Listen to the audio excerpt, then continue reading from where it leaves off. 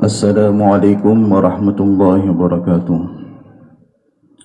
Alhamdulillahi rabbil alamin. Wassalatu wassalamu ala ashrafil anbiya'i wal mursalin sayyidina Muhammad wa ala alihi wa sahbihi ajma'in. Subhanaka la ilma lana illa ma 'allamtana innaka antal alimul hakim. Rabbi shrah li sadri wa yassir li amri wahlul 'uqdatam min lisani yafqahu qawli. Yang dihormati Tuan Pengerusi sekaligus pengacara majlis, kepada ketua-ketua kampung, Al-Fadhil Barisan Imam, Barisan Bilal, tokoh-tokoh masyarakat, pimpinan setempat, ketua unit peladang Parit Bakung, pada semua biro-biro masjid, hadirin hadirat yang dikasihi Allah, bersyukur pada malam ni kita dipertemukan setelah sekian lama kita tangguhkan pengajian kita, tazkirah kita bersempena dengan Ramadan dan Syawal hampir 2 bulan. Kalau ikutkan tarikh itu, hari ini dah masuk bulan Zulqa'dah kan? Tapi rasanya masih tak terlambat. Saya nak mengucapkan taqabbalallahu minna wa minkum minal a'idi wal fa'idin. Selamat Hari Raya Maaf Zahir Batin pada seluruh penduduk Kampung Parit Bakung dan sekitarnya. Ucapan ini sebenarnya ucapan yang bersifat umum. Sahabat apabila tamat Ramadan, inilah ucapannya, tapi kita tinggalkan. Sunnah apabila kita bertemu dengan Syawal, maka ucapannya ialah taqabbalallahu minna wa minkum. Mudah-mudahan Allah Ta'ala terima segala amal ibadah kita dalam bulan Ramadan. Minal a'idi, mudah-mudahan kita ini kembali pada Allah sebagai seorang yang fitrah, bersih daripada segala dosa, bersih daripada segala noda.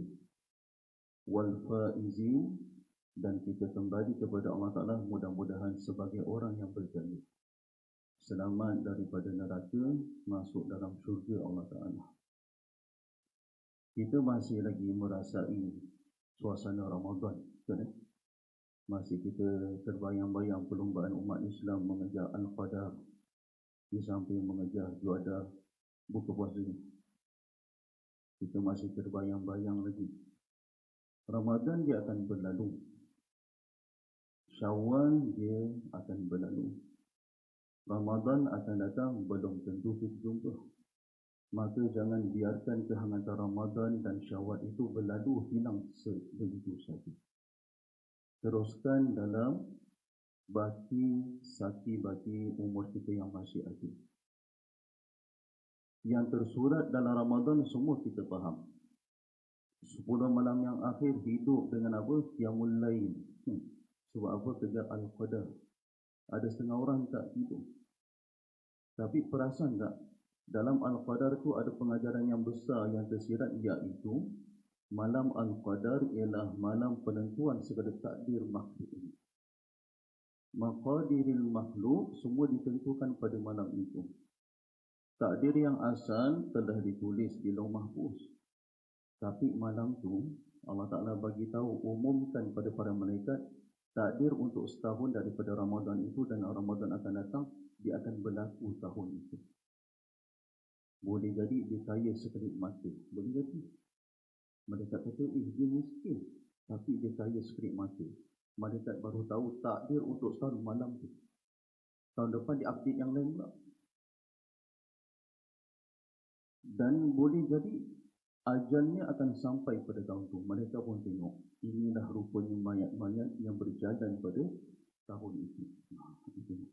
Tak sedar, tengok kan, lepas Syawal, Ramadan meninggal tak?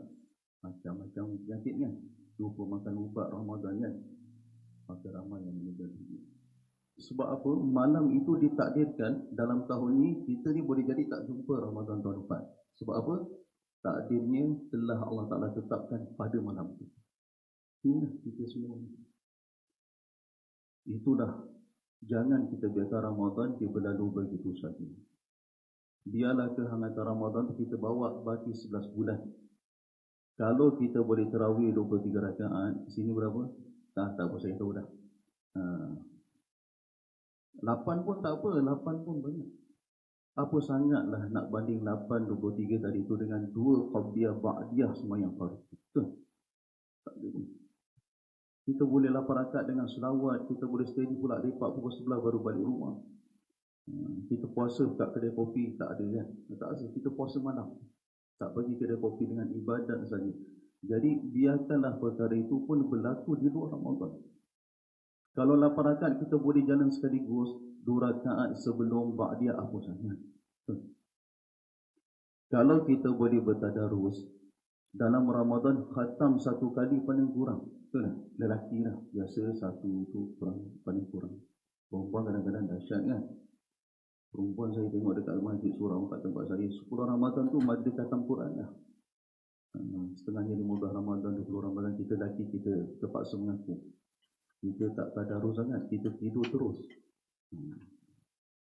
Kita kena mengaku bab ni. Perempuan dia hebat betul kita kena mengaku. Jadi apa sangat kalau nak dibandingkan dengan 11 bulan dengan sekali khatam.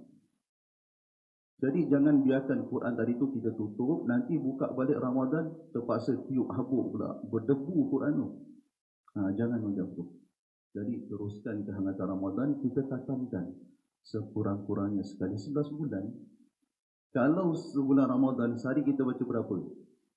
Nak khatamkan 30 juzuk. Banyak tu kan? Banyak. Tapi kalau sehari kita boleh baca 1 helai, insya-Allah dalam 11 bulan ada dah 2-3 kali kita khatamkan. Jadi Ramadan jangan dibiarkan begitu saja. Dia akan pergi, tetapi suasana Ramadan tu dia ada dalam diri kita.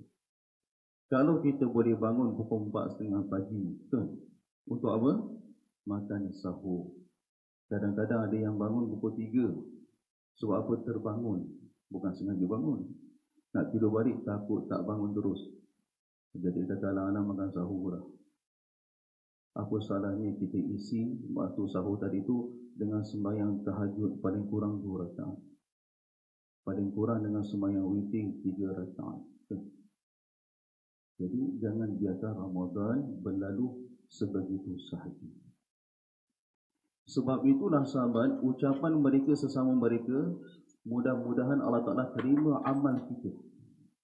Mudah-mudahan kita tergolong sebagai orang yang kembali pada Allah dalam keadaan fitrah. Kita kembali pada Allah Ta'ala sebagai orang yang biasa. Sebab apa? Mereka confident, mereka telah tunaikan hak-hak Ramadan. Maka mereka bawa suasana Ramadan itu untuk baki 11 bulan yang mendatang. Kita tak berapa nak confident. Tapi sebenarnya sahabat ini, mereka berasa sedih berpisah dengan Ramadan kerana mereka tahu bagi 11 bulan Ramadan tadi ini mereka akan boleh buat seperti bulan Ramadan, tapi pahala tak sama. Itu kesedihan mereka. Kita rasa seronok kan? Hari tu dengar-dengar Jumaat nak raya dah. Kan? Rasa dah seronok dah, tunggu depan TV semua. Tengok-tengok Sabtu ada yang macam ni. Aduh.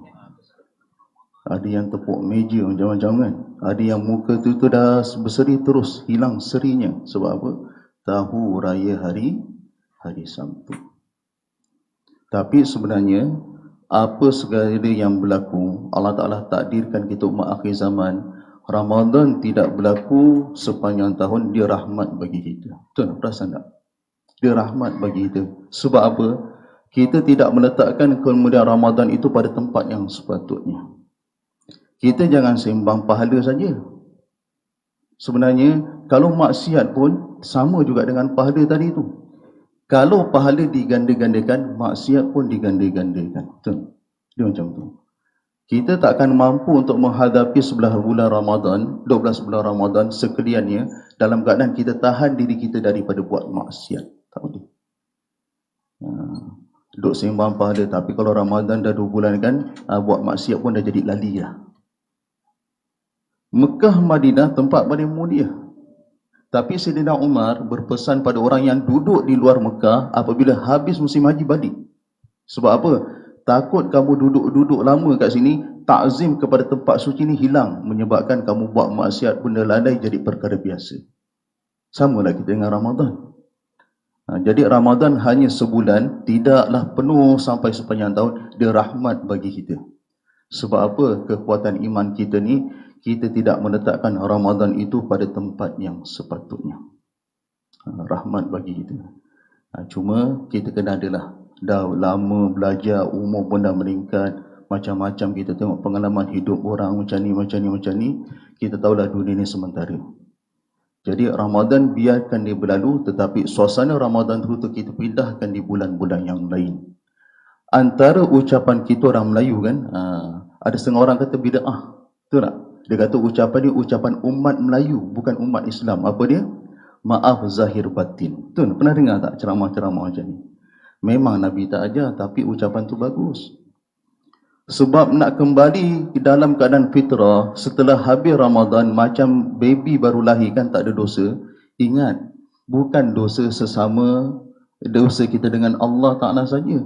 Dosa kita sesama makhluk pun ada juga. Tidak dikatakan dia bersih daripada dosa, kembali dalam keadaan fitrah setelah tamat Ramadan, macam kanak-kanak bayi yang baru dilahirkan, melainkan dia bersih daripada dosa kepada Allah. Satu.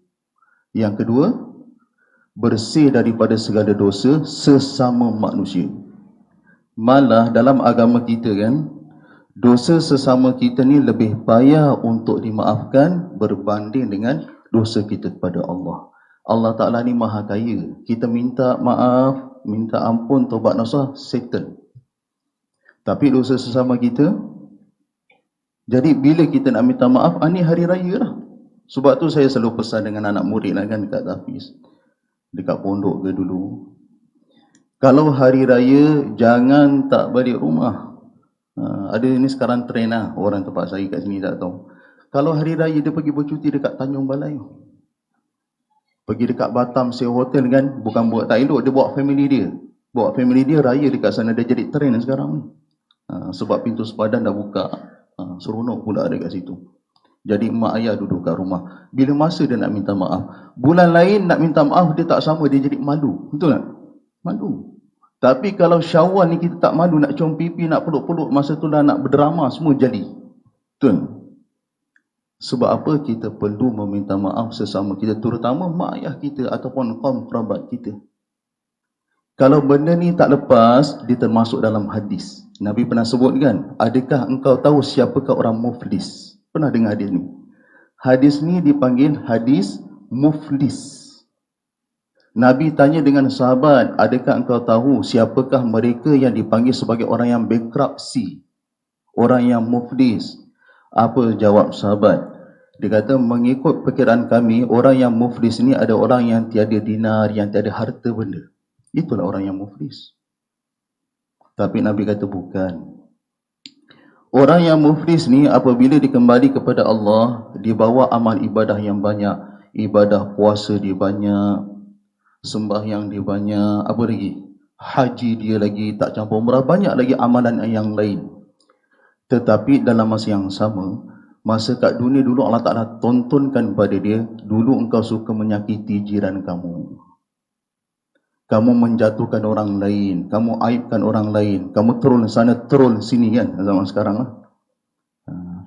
Kamu tipu orang tu, songlap sana, songlap sini, kamu jatuhkan orang tu, kamu jatuhkan maruah dia. Jadi Allah Ta'ala sebagai keadilan aku, kata Allah Ta'ala, hari ini engkau pikul semua dosa dia. Macam tu. Macam mana nak pikul dosa? Dengan cara diambil pahala sembahyang dia, pahala zakat dia, haji dia tadi tu, bagi pada orang yang dia zalimi dulu masa kat dunia. Ambil semua. Macam tu lah. Dia akan berlaku pada kita kalau kita ni berat mulut nak minta maaf. Betul tak? Bila masa yang sesuai nak minta maaf tadi? Hari raya. Maaf zahir batin. Ada orang kata maaf zahir sudahlah, bila masa kita ada hubungan batin. Dia ingat batin ni benda tu je. Batin ni banyak benda dalam hati kan, hasad. Hasad ni ulama sepakat, perkara haram, berdosa besar. Hasad, dengki kan? Kita tak suka nikmat yang ada pada orang dan kita harap nikmat tu hilang daripada diri dia, itu hasad. Tak buat apa lagi, kalau buat dosa lain. Maka perkara tu kalau kita tak minta maaf dan kita tak dimaafkan, maka pahala kita, ibadat kita yang setinggi bukit, gunung ganang ni semuanya akan diberi kepada dia. Jadi kalau amal kita dah habis, macam mana pula?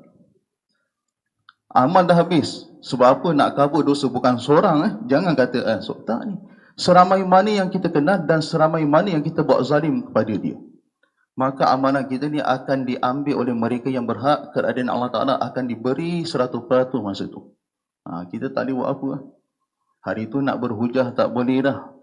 Boleh tak nak hulur duit dekat lawyer? Tak boleh. Lawyer kat situ tak ada dah. Hakim kat situ maha kaya. Dia tak perlu pada semua tu. Jadi kalau amalan dah habis, tapi dosa masih banyak, maka pahala dia pula akan ditransfer ke kita pula. Jadi Nabi kata itulah orang yang muflis. Jadi jangan malu untuk kita minta maaf sesama kita. Ini hadis sahih. Jadi Ramadan ni ambil kesempatan, kita minta maaf banyak-banyak. Jangan malu-malu. Kalau kesalahan tu kita tak ingat, cakap je aku ada buat salah kat engkau dulu, tapi aku tak ingat dah. Punya banyak salah tu. Sampai tak ingat. Nak cakap secara umum pun tak apa. Minta maaf kalau ada buat salah. Kan kita biasa ucapan macam tu kan. Kalau ada termakan, terminum, minta halal. Kalau ada tersilap kata, terguris hati, minta dimaafkan. Ini bagus. Ucapan kita walaupun Nabi tak ajar, tapi perkara tu dia ajar dalam agama. Supaya segala-galanya kita lepas besok-besok. Itu hadis yang Nabi sebut. Apabila sampai bulan Syawal, antara amalan yang dituntut, kita biasa dengarkan dipanggil apa? Puasa 6 hari di bulan Syawal. Fadilat dia sangat besar. Fadilat dia sangat besar dan tak susah mana pun. Kalau nak bandingkan kita dengan sahabat, sahabat bulan Syawal dia puasa 6 juga. Sahabat 5 Syawal Allah Ta'ala panggil perang. 5 Syawal. Kita 5 Syawal puasa 6 tak mula lagi. Betul? Sebab apa? Panggilan burasak lemang melambai-lambai. Tak boleh tahan lah. Betul lah. 20 Ramadan, 20 Syawal, puasa 6 tak start lagi. Start bila? 24. Gila betul. 24 tu memang tak boleh tinggal lah. 24 ni memang orang panggil berani mati. Memang berani mati betul. 6 Syawal ni, 6 hari kita puasa di bulan Syawal, fadilat dia sangat besar. Dalam mazhab Syafi'i, afdal di berturut-turut. 2 Syawal sampai 7 Syawal.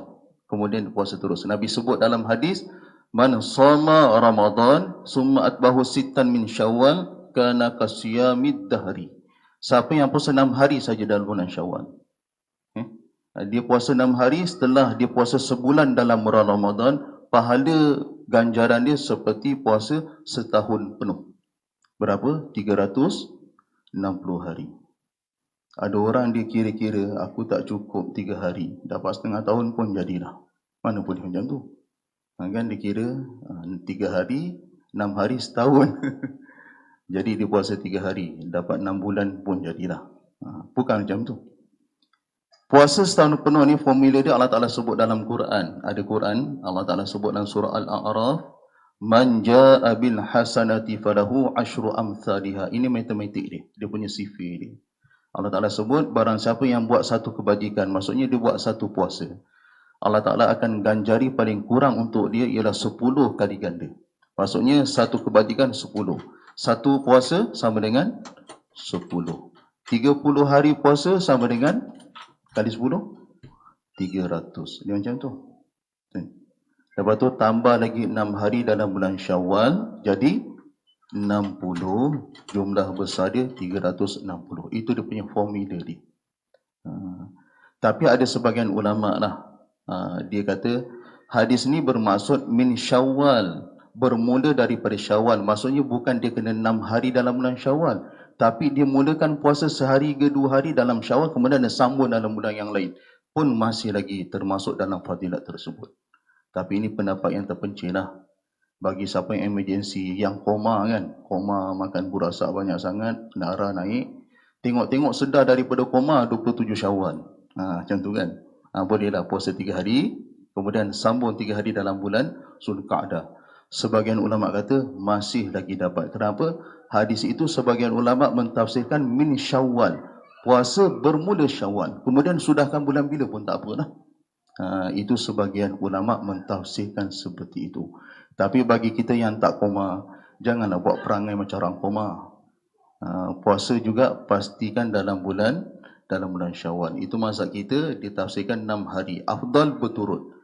Kalau dia nak puasa secara berselang-seli asalkan dalam bulan Syawal, dia masih mendapat fadilat yang tersebut. Luar daripada bulan Ramadan Syawal, maka dia tak dapat akan kelebihan tersebut. Tak susah mana pun. Nak bandingkan dengan sahabat, perang Ahzab ni berlaku tahun yang ke-5 Hijrah. Pada 5 Syawal. Tak sempat nak pergi open house, tak pernah. Sahabat tak sempat, sibuk dengan perang. Kalau kita tengok perang Ahzab ni, perang yang sangat mencabar sekali. Sebab apa? Kekuatan tentera musuh tu, dia mengatasi seluruh penduduk Madinah. Ni nak cerita panjang. Bayang tengok, tentera musuh 10,000, ada sebagian riwayat kata 15,000, dia mengatasi seluruh penduduk Madinah. Bayang tengok. Perang apa macam tu? Tentera Islam 3,000 saja. Campur dengan seluruh penduduk Madinah, campur-campur semua dengan 3,000 tentera tadi tu, masih lagi kurang daripada jumlah tentera Ahzab 10,000. Siapa dia tentera Ahzab ni? Tentera Ahzab ni boleh tengok dalam Al-Quran, ada satu surah dipanggil surah Ahzab. Ahzab ni dipanggil kalimah gabungan daripada perkataan hizib. Maksudnya ada kelompok-kelompok ni digabung daripada satu-satu kumpulan dia jadi plural, Ahzab. Mereka ni semua sepakat yang diketuai oleh Yahudi. Yahudi Bani Nadir. Bani Nadir tu dipakat orang Arab, orang Quraisy, Bani Ghaftan apa semua, kumpul semua jadi 10,000. Sampaikan Rasulullah pun pening pada macam mana kita nak hadapi akan tentera Ahzab. Dan peristiwa ni berlaku dalam bulan Syawal. Saya ceritakan benda ni bukan apa nak bagi tahu. Kita seronok dalam bulan Ramadan, Allah Ta'ala minta kita puasa 6 hari je, kemudian teruskan dengan amalan-amalan yang lain. Jangan kita rasa Allah susahnya, tak ada susah. Jangan kita rasa habis Ramadan, nak kena puasa pula. Lepas tu nak terus tak? Jangan kita stop. Kita kalau nak bandingkan diri kita dengan sahabat Rasulullah ni, kita tak ada apa-apa. Rasulullah dalam keadaan pening-pening macam tu nak jaga agama, macam kita lah kan. Nak jaga masjid, nak imarahkan, mesti ada cubaan, dia tu biasa. Cuma perlukan mesyuarat untuk mengatasi perkara-perkara yang biasa tadi tu. Kadang-kadang jadi pening, Rasulullah pun pening juga. Biasalah. Nak bayanglah 10,000 nak serang Madinah. Maka Nabi kumpul para sahabat. Macam tu kan. Dalam mesyuarat tadi tu, antara seorang sahabat tu, dia namanya Salman Al-Farisi. Salman Al-Farisi ni pun cerita dia menarik. Orang Iran sana asalnya menyembah api, mencari hidayah, akhirnya sampai ke Madinah, sambut Rasulullah, akhirnya memeluk Islam. Macam mana kita nak jaga kota Madinah ni? Maka Salman Al-Farisi mencadangkan kita gali parit. Macam tu. Parit ni kita panggil apa? Khandak. Jadi Ahzab ni nak panggil Ahzab pun boleh, nak bagi perang Khandak pun boleh. Parit tadi tu agak-agak lah kan, nak halang tentera musuh yang 10,000 yang berkuda, agak-agak parit 3 meter ke? 3 meter, anak-anak kecil ni boleh turun naik panjat. Agak-agak macam liang lahat kita ke? Gali kubur berapa? 5 kaki ke bawah macam tu ke? Tak. Agak-agak nak bagi kuda tak lepas nak loncat ni, agak-agak berapa meter agak-agak. Sebagian ulama sejarah ni dia katakan kesusahan Nabi tadi tu apabila dia terima saranan daripada Salman Al-Farisi strategi perang supaya kuda tak boleh loncat masuk dalam kota Madinah, dia punya parit tu panjang dia saja 5,000 kaki. 5,000 kaki. 2.5 km lah kot ni. Lebih kurang macam tu. Dahsyat. Kedalaman dia 5 meter, lebar dia 5 meter. 5 meter tinggi mana? 5 meter. Tiang ni ada? Lebih lagi? 5 meter. Macam mana? Siapa pernah pergi Mekah? Sama pernah pergi Madinah, umrah pernah kan? Baru ni Tuan Imam kita pergi. Tanah dia sama tak dengan tanah tempat kita? Tak sama. pasir lah. Yang berbatu tu macam mana? Pernah pergi kat Masjid 7? Pergi yang biasa siapa pergi umrah haji ni, dia akan bawa satu tempat dia panggil Masjid 7. Sebelah parit kat sini itulah pertahanan kota Madinah. Sebelah parit sana tentera musuh. Kuda tak lepas nak loncat. Masa zaman tu ada bekho tak? Tak ada. Sahabat gali parit guna apa? Guna cangkul, guna tangan. Itulah khususan sahabat. Dalam keadaan lapar, makanan tak cukup. Kita hari ni kadang-kadang kerja sikitnya makanan berlonggok sampai. Kadang-kadang masa makan lagi banyak daripada masa gotong royong. Betul tak? Seronok gotong royong. Kadang-kadang baru kerja sikit penat. Kenapa? Tak ada ubat nyamuk ke? Ubat nyamuk. Minta ubat nyamuk kan. Orang yang tak faham baru balik kampung, first time ubat nyamuk, dia beli ubat nyamuk betul-betul. Ini tak biasa gotong royong kan. Itu yang berlaku dalam keadaan lapar. Ada sahabat ni lapar diikat batu 2 biji kat perut. Kita biasa dengarkan hadis, cara orang Arab nak hilangkan rasa lapar dengan digantung batu dekat perut. Diikat ketat-ketat supaya usus tu mengecil. Dia tahan daripada lapar. Macam tu cara dia. Lapar, cakap dekat Nabi, kami lapar. Nabi selak perut dia, bukan 2 ketul batu, 3 ketul batu. Nabi kata, inilah jawapan dia, aku lagi lapar. Ni bulan Syawal ni. Dalam kemeriahan kita menyambut open house kan, saya percaya kat Johor ni, jangan kata Syawal ni terlajak-lajak ni. Dia akan sambung. Jabatan-jabatan kerajaan, sekolah, marhaban sekolah tak habis lagi, saya tahu. Marhaban sekolah kan, hari Sabtu dibuat satu hari, 3 rumah. Nanti sambung lagi minggu depan. Mungkin ni ada habis hari ni lah. Kita seronok kan, seronok. Tapi zaman Rasulullah, Masya Allah. Di Syawal disambut dengan perang Ahzab. Akhirnya Allah Ta'ala bagi pertolongan. Dalam perang Ahzab ni, pengajaran yang besar yang kita boleh ambil, Rasulullah ni walaupun dia diberi wahyu, tetapi dia tidak pernah melupakan cadangan daripada para sahabat. Ini cara pemimpin kita urus masjid nak berjaya. Jangan lupa orang yang kita nampak selekit-selekit itu. Cadangan dia sekurang-kurangnya didengari macam tu. Kan kita pemimpin masyarakat ke apa, kita jadi ustaz, anak murid kita kan. Kita ustaz kita ustaz pegang rotan, anak murid bagi cadangan. Sekurang-kurangnya dengar dahulu. Maka Nabi dengar cadangan daripada Salman Al-Farisi. Apabila sampai hari peperangan, orang Arab sampai-sampai je dia punya semangat down 50%. Faham tak? Macam mana kita nak masuk kota Madinah? Cadangan daripada orang Iran sana. Orang Arab berperang ribuan tahun, dia tak pernah jumpa strategi peperangan. Kota pertahanan itu dibuat dengan galian parit yang sangat dalam. Biasanya dia akan buat tembok, betul tak? Sediakan pasukan memanah di hadapan. Tapi tengok-tengok tak boleh jadi. Menyebabkan mereka ni semangat luntur 50%. Berkemahlah mereka sebulan lebih kat situ.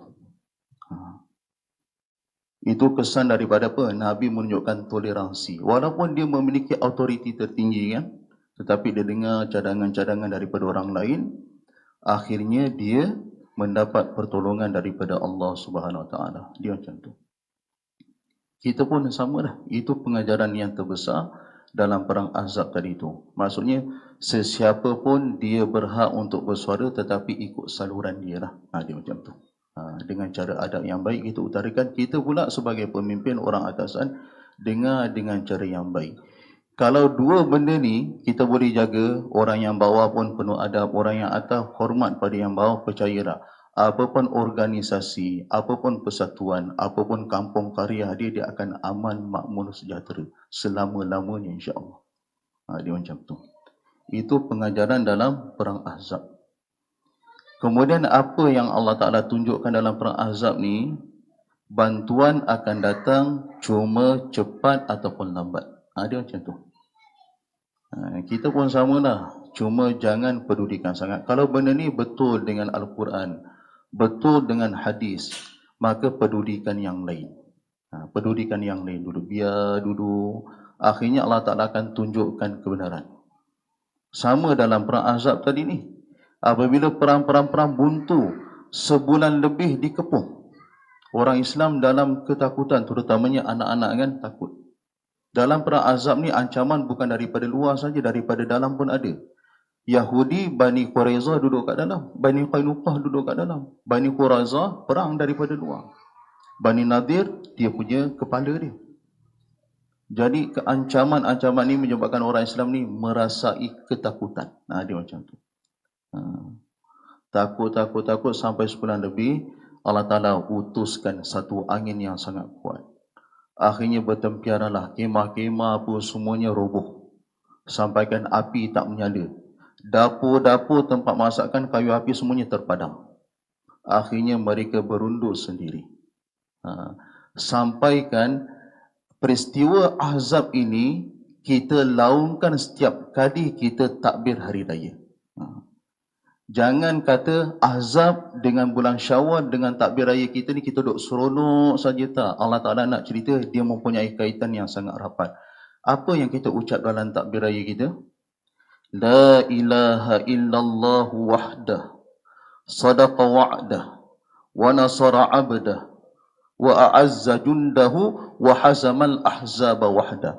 Allah Ta'ala cerita, kalau kamu jalan betul, kan, kamu buat semua mengikut apa yang aku ajar, kamu jadi pemimpin yang bagus, kamu jadi orang yang bawahan yang bagus, maka musuh ni aku yang akan tewaskan seorang diri. Allah Ta'ala kata, wa hazamal ahzaba wahda. Allah Ta'ala kata, aku yang menghancurkan tentera Ahzab tadi seorang diri. Tak buat apa-apa kan, cuma mengikut apa yang Allah Ta'ala ajar. Sama kita macam tu. Apa yang kita buat tadi ni, kita buat betul saja.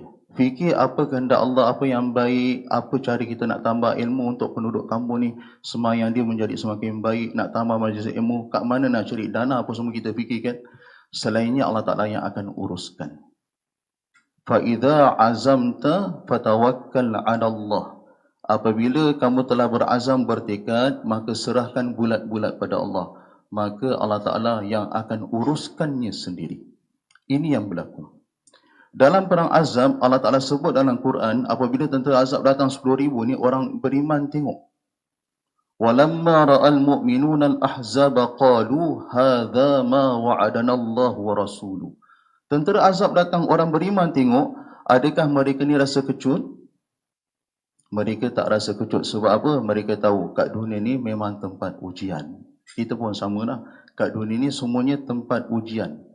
Mereka mengatakan, ini adalah janji Allah. Benarlah Allah dan Rasulnya.